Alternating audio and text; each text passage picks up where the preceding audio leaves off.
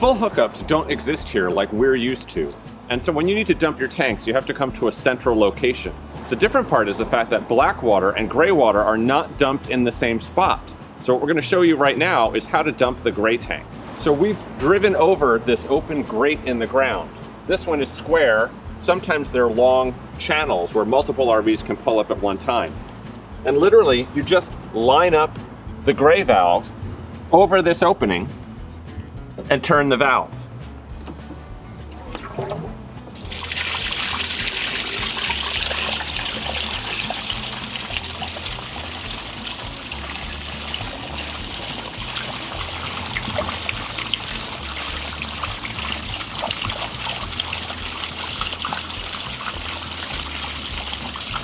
Once the tank is done draining, you just reach under and turn the valve closed again. Now that John's shown you how to dump the gray tank, I'm going to show you how we dump the black tank. This is exactly the same way we did it in Australia, which is a cassette toilet. So we're going to open up the compartment here, and inside here is the toilet cassette. So we are going to take it out of here by releasing the handle and pulling it out, and this is the cassette. You don't have to pull in here to dump. The most normal thing people do is they dump these tanks every day or two, and they leave their RV on site.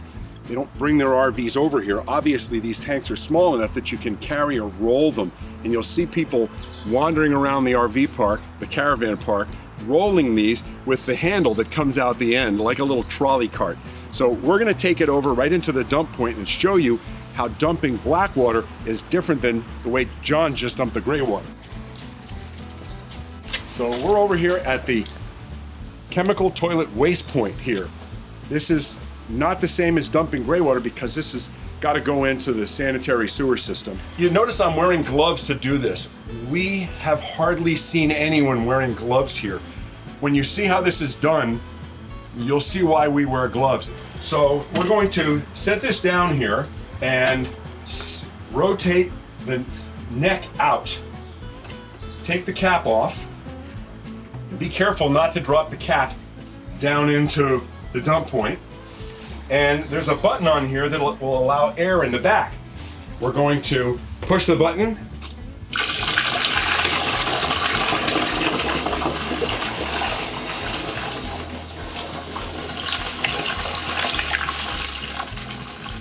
And dump the tank. Okay, make sure that's all out of there. And then we'll put the cap back on and open up the top here. And when we open up the top and flip the vent open, we can put some water in here.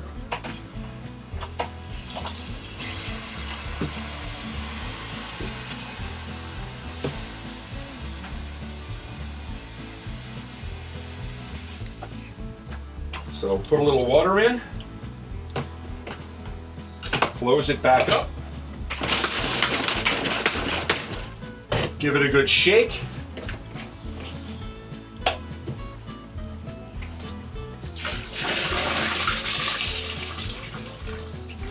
and dump it again.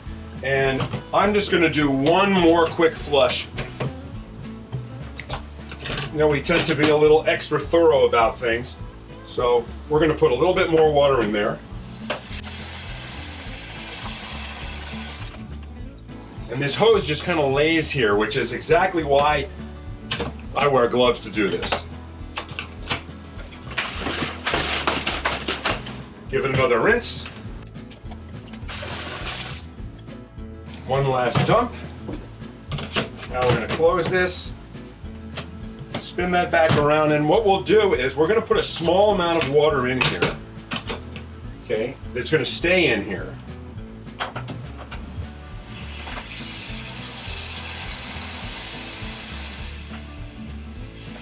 Just a little bit of water in there, maybe about a liter or so. Close this back up, and now we're going to flush this. You see this?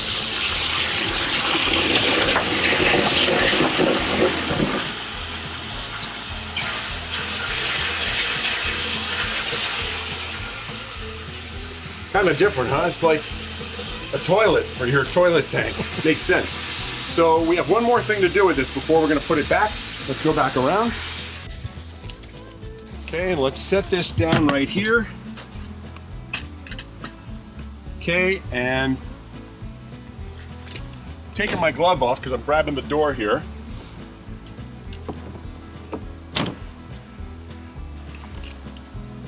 Okay, and we're going to put a little bit of chemical down inside here. Oh, I spilled a little bit. That's probably more than we need.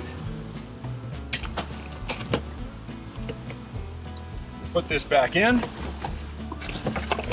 close it up.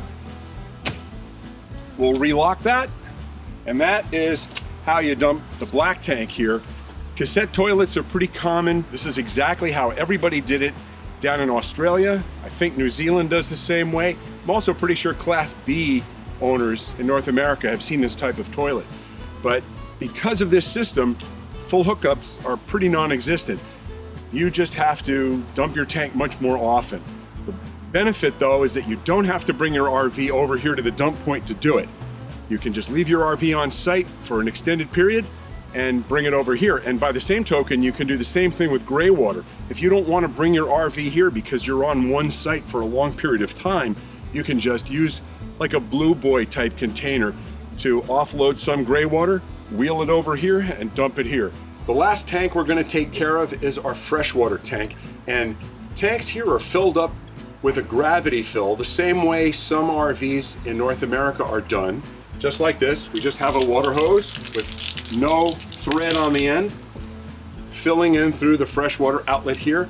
There isn't any way to screw a water hose onto the plumbing system here to pressurize the RV's water system. You always have to use the water pump. So whether you come to a fill point like we're doing here, or whether you're lucky enough to have a fill point right at your campsite, which by the way is called a pitch here in the UK. Either way, this is how you put water in the RV. You can't connect to it, got to use your water pump for water all the time.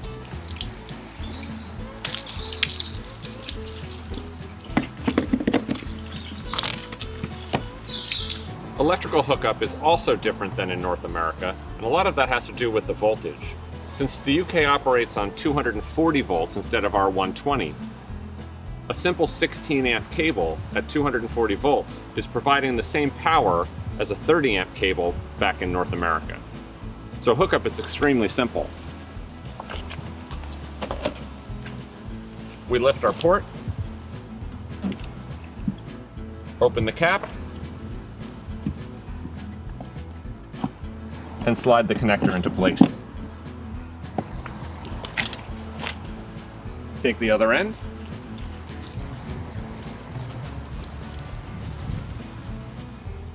Just like we're used to, you want to make sure the circuit breaker is off before we connect. Plug this end of the plug into the pedestal, turn on our circuit breaker. That's all. So we're here to get fuel and propane, known here as auto gas or LPG.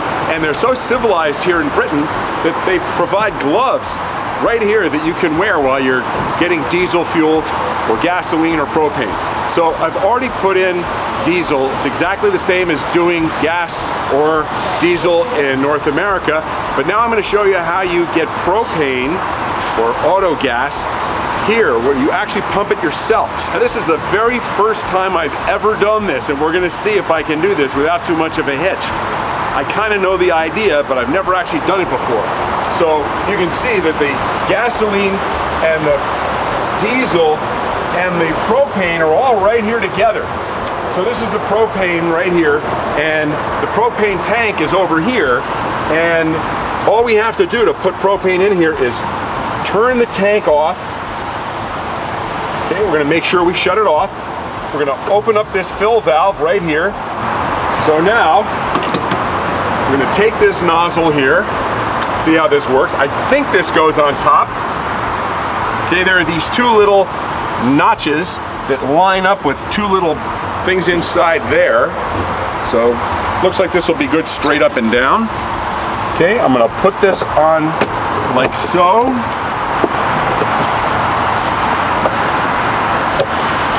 And there it is, it's locked in place. And now, all I have to do is push the button to fill here, and as long as I hold it, it should fill. So let's see how this goes. Oh, it looks like it's working. There it goes, it's actually filling. So for safety purposes, I have to hold this button in while it fills. If I let go of it, it'll stop. So while this is filling up, I want to mention that the diesel we just purchased cost approximately $7 per US gallon. $7 per US gallon. Actually here, we're on the motorway, you can hear a lot of noise here. It's more expensive than that. So probably better if we had gotten it in a small town, but we needed it, it was here, and we needed auto gas, better known as propane or LPG. So I can hear this. Maybe if you bring the camera down here, you can hear this filling. It's so noisy here, you might not be able to hear it. But I can hear it filling up. So that's all I have to do. Oh, and it just shut off automatically. So it took 14.85 liters, and you can see it stopped. So I let go of the button, can flip this handle up, and now we take this off.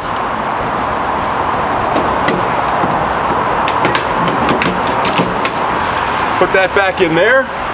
Gonna put our little nozzle back in, and now we can turn the propane back on.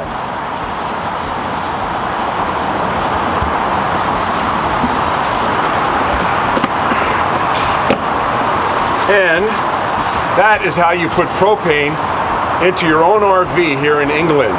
It went perfectly smoothly, don't you think? We're just gonna fill this up until it flows out the side here. This hose comes along with the RV and it's pretty long. We don't necessarily have to... So I let go of the button, can flip this handle up. Whoop. I was warned about that. I was surprised even though I was warned because I forgot. It went perfectly smoothly, don't you think? Oh, now I just have to go inside and pay. Oh, that's right, I almost forgot. I gotta go pay for everything. Thanks.